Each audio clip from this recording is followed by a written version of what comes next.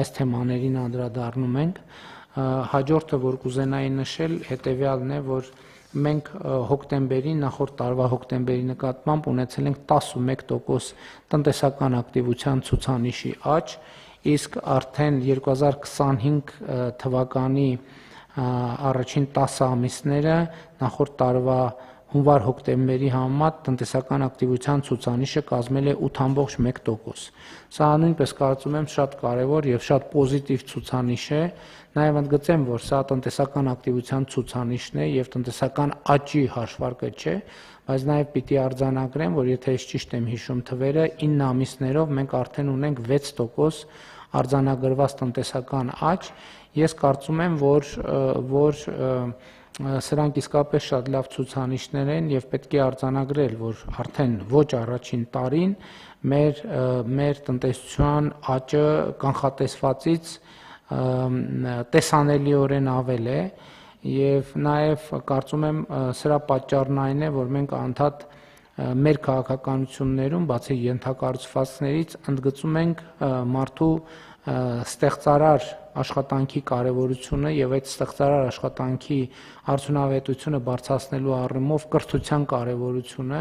եւ կարծում եմ, որ այս ուղերձները ընկալվում են եւ այդ ուղերձները իրագործվում են ամենօրյա կյանքում։ Ես ուզում եմ եւս մեկ անգամ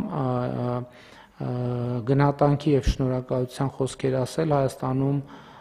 աշխատող, արդյունք ստեղծող եւ օրենքով նախատեսված հարկերը վճարող քաղաքացիներին, նաեւ ուզում եմ ընդգծել, որ վերջին ամիսներին ես տնտեսվարողներից նամակներ եմ ստանում այն մասին, որ հարկային մարմինները, այսպես ասած, չափից ավելի խստապահանջ են եւ նաեւ քննչական մարմիններ չափից ավելի խստապահանջ։ Գիտեք, եւ ես ընդհանրապես մեր գործընկերների հետ զրույցում այսպիսի սկզբունք ենք մենք որդեգրել։ Մեր սկզբունքը հետեւյալն է, որ Հայաստանի Հանրապետությունում բառացի ինչ որ ասում եմ, սա ես մեջբերում եմ մեր աշխատանքային քննարկումներից առանց մի բառ ավելացնելու կամ պակասացնելու, որ Հայաստանի Հանրապետությունում չպետք է լինի որևէ տնտեսվարող, որը ունենա օբյեկտիվ հիմք ասելու, որ կառավարությունը հարկային գործունեության ֆիսկալ պրոցեսների արդյունքում իրենից վերցրել է թեկուզ մի լումա ավել հարկ կամ տուրք։ Եվ բայց մյուս կողմից կառավարության դիրքորոշումն էլ այն է, որ չպետք է լինի տնտեսվարող, որ վճարի օրենքով նախատեսվածից մի լումա պակաս հարկ եւ տուրք։ Ես կարծում եմ, որ սա շատ կարևոր եւ սկզբունքային եւ օրինական եւ արդար մոտեցում է, բայց այնուամենայնիվ, քանի որ մեր տնտեսվարողները այդ թեմաները բարձրացնում են, մենք շաբաթ օրը ունենք աշխատաժողովը մեր երկրորդ տնտեսական ոլորտի ներկայացուցիչների հետ եւ մենք այդ հարցը կքննարկենք։ Իհարկե, ես նախորդ շրջանում այդ նամակներից առնվազն մի քանիսը մակագրել եմ փոխվարչապետ Տիգրան Խաչատրյանին, խնդրելով, որ քննարկումներ ունենան, ի վերջո հասկանանք, թե որ փաստարկն է, որ փաստարկն է արդարացի եւ որ փաստարկը ոչ այդքան, եւ մենք ըստ էության շաբաթ օրը կամփոփենք այդ քննարկումների արդյունքները, կլսենք փոխվարչապետին, որպեսզի գանք եզրակացություններ եւ գանք, այսինքն ձևակերպենք մեր մոտեցումը, բայց բոլոր դեպքերում մոտեցումը արդեն իսկ ձևակերպված է ոչ մի լումա ավել եւ ոչ մի լումա պակաս։ Այս սկզբունքով մենք պետք է աշխատենք, մանավանդ որ ելի եմ ուզում հույս ունեմ, որ մեր տնտեսվարողները տեսնում են, որ պետական բյուջեի միջոցները ինչ ուղղություններով են ծախսվում, ինչ նպատակներով են ծախսվում եւ միջալոց նաեւ քաղաքացիներին է վերաբերվում, որովհետեւ մենք անդադ խոսում ենք բարեկեցություններից, սոցիալական վճարներից եւ այլն։ Կներեք, բայց մեր վիճակագրության ոչ կոմիտեն, ոչ էլ որևէ այլ մարմին մեզ չի ասում։ Իսկ այս process-ների արդյունքում, օրինակ Հայաստանի Հանրապետության քաղաքացիները քանի միլիարդ դրամ են խնայել, որ իրենց մեքենաները ջարդուփշուր չի եղել եւ նրանք չեն տարել տարբեր տեղերում նորոգման հավելյալ նորոգումների եւ այլն եւ այդպես շարունակ։ Ես ուզում եմ հանգստացնել բոլոր նրանց, ովքեր մտածում են, թե այս քաղաքականության արդյունքում ընդհանրավար արեստավորների բարեկեցության աստիճանը պակասել է, ոչ չի պակասել, որովհետև այդ ընթացքում մեքենաների թիվը այնքան է ավելացել, որ ընդհանրավար եւ մյուս արհեստավորները հաստատ ունեն շատ ավելի մեծ աշխատանք, քան նախկինում ունեցել են, եւ այս առումով կարծում եմ, որ ես նկատում եմ, այս ոչ մի հաշվարկի մեջ չկա։ Եվ ոչ մեկ էլ չի հաշվում, ոչ ես էլ ճիշտն ասած, որ մեքենա է վարում եւ անձնական օգտագործման մեքենա ունեի, չի կարող հիշել, թե նախորդող շրջանում ես ինչքան եմ ծախսել, իմիջիայլոց անկանխիկը սրա համար է, որ պետք է լինի հետագայում իմանանք, թե մեքենայի նորոգման համար ինչքան ենք ծախսել, որը հիմա այլևս չենք ծախսում։ Նկատի ունեմ, այս տնտեսական ցուցանիշները լավատեսական են եւ մենք հետեւողական հանգիստ մեր քաղաքականություններով պետք է առաջ շարժվենք, իհարկե նաև այդ ընթացքում լսելով քննադատությունները, տեսնելով մեր թերությունները, ուղղելով մեր թերությունները եւ այդպես շարունակ։ Պարոն Պապայան, տնտեսական իրավիճակի հետ կապված ունեք մեկնաբանություն։ Շնորհակալություն, պարոն վարչապետ։ Մենք բնականաբար ամբողջ ծավալով շարունակում ենք իրականացնել կառավարության այն տնտեսական ծրագրերը, որոնք որ միտված են կայուն երկարաժամկետ տնտեսական աճի ապահովմանը, եւ այստեղ ես ուզում եմ եւս մեկ շերտ avելացնել, մեր քաղաքականությունների արդյունքում էականորեն բարելավվել է արտադրողականությունը մեր երկրում, որը ըստ էության արտադրողականության բարձրացման էլի երկու հիմնական ճանապարհ կա։ Մեկը տեխնոլոգիաներն են, մյուսը կրթությունն է։ Եվ եթե կրթության մեջ կատարվող ներդրումները արտադրողականության վրա երկարաժամկետում են իրենց արդյունքը ցույց տալու, որովհետև այսօր լավ դպրոց գնացած երեխան 10 տարի հետո նոր կկարողանա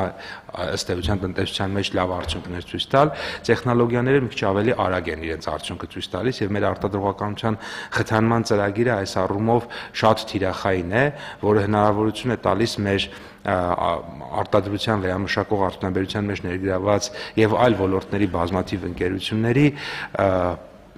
մեծ ներդրումներ իրականացնել կառավարության աջակցությամբ։ Ես նկատի ունեմ, երբ որ մենք վարկերի տոկոսադրույքներն ենք սուբսիդավորում, լիզինգի տոկոսադրույքներն ենք սուբսիդավորում, եւ սա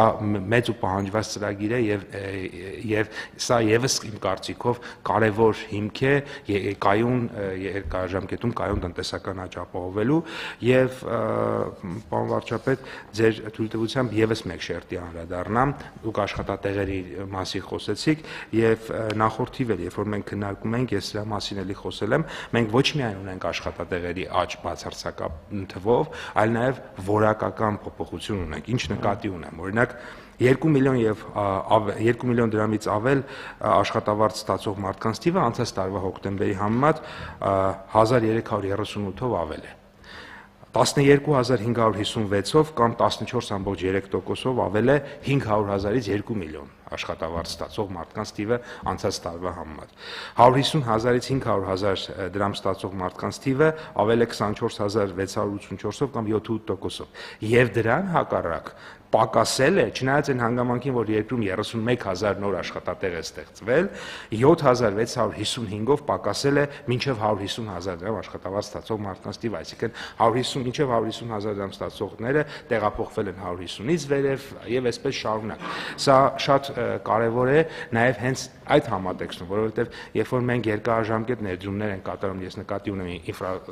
ինֆրաստրուկտուրաներ ենք ստեղծում, ճանապարհներ, մանկապարտեզներ, դպրոցներ եւ այլն եւ տեխնոլոգիաներում ներդրումներ են կանում, սրանք ոչ միայն բացարձակ փոփոխություններ են բերում, այլ նաև երկարաժամկետում մեզ հնարավորություն են տալիս ավելի որակյալ աշխատատեղեր եւ ավելի կայուն աշխատատեղեր ունենալ։ Պապան, ես կարող եմ առնվազն մասնակի բացատրել, թե ինչու է ցածր սեգմենտով աշխատավարձի ցածր սեգմենտում աշխատողներ տեղափոխվել կամ այդ թիվը ինչու է շարժվել։ Մի քանի պատճառներով։ Օրինակ, համընդհանուր հայտարարագրման համակարգը, որը նաև հետվճարի ենթադրում վճարված եկամտահարկից այն դեպքում, երբ օրինակ կրթության համար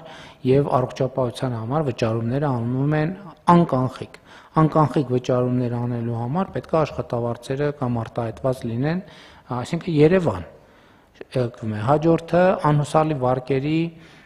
ծրագիրը, որը նույնպես շատ կարևոր է։ Հաջորդը մարդիկ տեսնում են, որ մենք քաղաքականություններ ենք վարում անկանխիկ առևտրի դեպքում մյուս տարվանից հետվճար է մտնելու եւ մարդիկ դա նույնպես իրենց գործատուներին մղում են, որպեսզի նրանք կարողանան, նրանք ամբողջական աշխատավարձերը արտահայտեն տեսանելի, ոչ ստվերային կերպով։ Հաջորդը առողջապահության ապահովագրության համակարգում համակարգ են մտնելու 200,000 դրամ եւ բարձր աշխատավարձ ստացող մարդիկ։ Եվ մենք նաև այս ենք նկատի ունեցել, որովհետև թվում է, թե սոցիալական առումով սխալ քաղաքականություն կարող է դիտվել, որ 200,000 եւ ոչ թե 150,000, բայց մեր կանխավարկածն է, որ 150,000 դրամի սեգմենտում աշխատող բազմաթիվ աշխատողներ նաև աշխատավարձի ստվերային հատված ունեն եւ առողջապահության ապահովագրություն ստանալու բնական եւ մեր կողմից ողջունելի ցանկությունը նաև աշխատողներին մղում է, որպեսզի նրանք էլ իրենց հերթին գործատուներին մղեն, որպեսզի աշխատավարձերը արտացոլվի։ Բայց ձեր խոսքից մի դիտարկում շատ կարևոր է, որ մենք կրթվելը տենց բանի չվերապահենք միայն երեխաներին,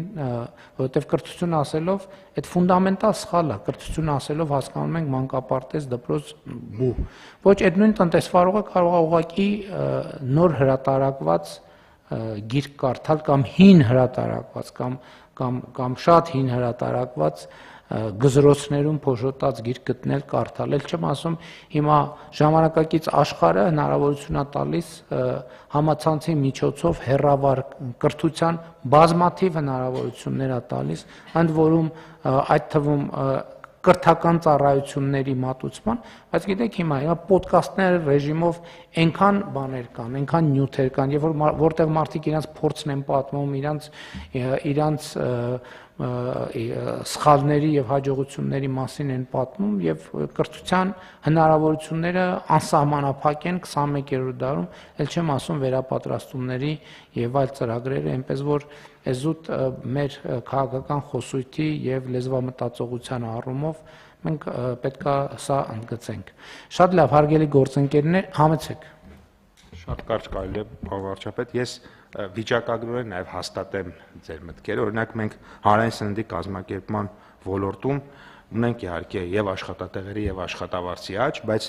միջին աշխատավարձը 157,400 դրամ է։ Ակնհայտ է, որ հանրային սննդի ոլորտում օրինակ մատուցողները կամ ռեստորանային ոլորտում աշխատակիցները շատ ավելի բարձր է ստանում, այսինքն նույնիսկ այս վիճակագրությունն է բավականին լավ պատկեր մեզ տալիս, այլ չասած, որ իրական տնտեսության մեջ կամ հողի վրա շատ ավելի բարձր է եւ մեր քաղաքականությունները այո պետք է ստիպեն, որպեսզի այս թվերը հնարավորինս մոտենան իրականությանը եւ դուք նաեւ նշեցիք 9 ամսվա ցուցանիշների մասին, որոնք արդեն բացարձակ ցուցանիշներ են, այսինքն դրանք ցույց են տալ եւ 6% աճ ունենք, ինչը բոլոր եւ միջազգային կառույցները եւ Հայաստանում մեր երկրում մասնագիտացված կառույցները շատ ավելի ցածր տնտեսական աճ են կանխատեսում եւ ուզում եմ նշել, որ բոլոր ուղղություններով մենք աճ ունենք, այդտեղ արդյունաբերությունում մի փոքր 1%-ի կարգի նվազում ունենք, բայց տարեսկզբին շատ ավելի մեծ էր այդ նվազումը եւ հիմա գնալով մենք այդ տարբերությունը փոքրացնում ենք, որը հիմնականում պայմանավորված էր 24 թվականին այդ մեծ շատ մեծ ծավալով ոսկու ուրեմն վերամշակման գործընթացով։ Դե հիմա էլ այսօրվա 11%-ն էլ պետք է նայենք ինչ առնչություն ունի այդ թեմայի հետ, բայց ընդհանուր առմամբ դրանով թե առանց դրա 9 ամսվա 6% աճը արդեն մեր բոլոր կանխատեսումներից եւ ոչ միայն մեր կանխատեսումներից բարձր է եւ ակնհայտ է, որ դա չի նվազի։ Եվ ակնհայտ է, որ դա մեծ հավանականություն կա, որ կաճի։ Հույս ունեմ, բայց էդ էլ ասեմ, որ մենք պետքա ի վերջո տենց կայուն մեր պոտենցիալին մոտիկ աճի ուղեցիրը մեզ համար լինի նպատակային, որովհետև գիտեք մի հատ ուրիշ խնդրեմ ենք մենք հանդիպում, երբ որ մեր պոտենցիալից, ինչպես տնտեսագետներն են ասում, ավելաճ ենք ունենում, դա գնաճային երևույթների է որոշակի հանգեցնում շատ հաճախ, ինչը միշտ չի, որ բնականաբար գնաճը երբեք ցանկալի չի, դրա համար այս 6 հույս ունենք նաև այս ընթացքում ոչ թե հույս ունենք, այլ մեր տնտեսական աճի պոտենցիալն էլ ավելացել, դա էլ է շատ կարևոր եւ մենք սենց ավելի շատ պետքա այլևս տենց ապացուցողական տնտեսական աճ մեզ պետք չի, մեզ պետքա ուղղակի կայուն, առօրյա, այսինքն տնտեսական աճը պետքա դառնա մեր կյանքի մի հատ սովորական անբաժանելի մաս, որ գա մի պահ, որ սկի առանձնապես կառավարության նիստում չանդրադառնանք էլ, որովհետև էլ տենց ոչ մի նորություն չկա, համեցեք։ Շատ կարճ, այսօրվա անորոշությունների պայմաններում 6% տնտեսական աճը աշխարհում համարվում է բարձր լավ ցուցանիշ ու երբ որ մենք նայում ենք նաև ցուցանիշները տարբեր երկրների, դա լավագույնների մեջ է վերին հատվածում գտնվող եւ աշխարհի միջին աճից շատ ավելի բարձր աճ է։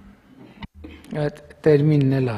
պետք է բարձրանա երկու անգամ ինձ մղեցիք լրացուցիչ մեկնաբանությամբ, որ այդ ընդունված բան է, իհարկե, որ ասում են այսօրվա անորոշությունների պայմաններում։ Այդ անորոշությունը մենք չենք էլ նկատում, այդ անորոշությունը այսօր էլ կար, եկել կար, վաղն էլ ալնելու 10 տարի առաջ էլ կար, 20 տարի առաջ էլ կար, 30 տարի առաջ էլ կար, 30 տարի հետո ալնելու։ Խնդիրն է այդ անորոշությունների պայմաններում որոշել, իսկ ինչ ենք մենք անում։ Այդ անորոշությունը, հիմա լավ լուրն է նա, որ այդ անորոշությունների պայմաններում մենք որոշել ենք ինչ ենք անում եւ հետեւաբար դա է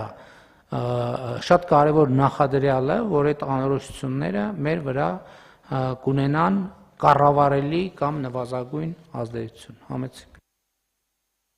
Շնորհակալություն, պարոն վարչապետ, ես լիովին համաձայն եմ ձեր հնչեցրած մտքերի հետ, այստեղ իմ կարծիքով մեր հիմնական անելիքը այդ հավելյալ տնտեսական աճի բաշխմանն է վերաբերում եւ մեր տնտեսական քաղաքականությունը հենց առաջի հերթին պետք է ուղղված լինի ոչ միայն տնտեսական, այլ նաեւ հարկաբյուջետային քաղաքականությունը, որպեսզի այդ աճի բաշխումը հնարավորինս ներառական լինի եւ վերաբերվի մեր բոլոր սոցիալական շերտերին, ինչը նաեւ դրսևորվում է այն վիճակագրության, որը պարոն Պապյանը ներկայացրեց եւ մեր գործողությունները այս ուղղությամբ պետք է շարունակական լինեն։ Պարոն Հովհաննիսյան, այդ թեմային էլ մենք բազմիցս անդրադարձել ենք եւ իհարկե դա բնականաբար մեզ համար ամենազգայուն եւ կարեւոր թեմաներից է, որովհետեւ Բաշխման մասին երբ որ խոսում ենք, իհարկե պետական բյուջետային քաղաքականություն դրա կարևոր ատրիբուտներից մեկն է։ Բայց ըստ էության բաշխման process-ում կարևոր է ոչ միայն, այսպես ասած, այդ հնարավորությունը ստեղծելու, այլև այդ հնարավորությունից օգտվելու ունակությունը։ Որովհետև ես հիմա այսօր ուզում եի անդրադառնալ, ուղղակի տենց ժամանակը Այս երկար ձգվեց միջև նախագծերը կարդում էի 25 րոպե գնաց նիստի կեսը, բայց հետեւյալը, որ այս աշխատավարձերի մասին, որ խոսում ենք, աշխատավարձերը աճել են, միջին աշխատավարձը աճել է, աշխատատեղերը աճել է եւ այլն եւ այլն եւ այլն։ Հիմա այդ ամենի արդյունքում միշտ հարց է ծագում, այսինքն դա նշանակում է, որ մարդիկ լավ են ապրում։ Միանշանակ այո, մարդիկ լավ են ապրում, բայց որ մարդիկ են լավ ապրում։ Սա չի նշանակում, որ բոլոր մարդիկ լավ են ապրում, կամ բազմաթիվ մարդիկ, որ կամ ավելի լավ չեն ապրում, կամ նույնիսկ ավելի վատ են ապրում, բայց մենք պետք է ի վերջո առերեսվենք, որ մարդիկ են ավելի լավ ապրում, այն մարդիկ, ովքեր իրանք վրա աշխատում են, որ Հայաստանում հարգելի գործընկերներ, մեծ գումարներ են պտտվում։ Երեք ես տեղեկանքն եմ ստացել կենտրոնական բանկից,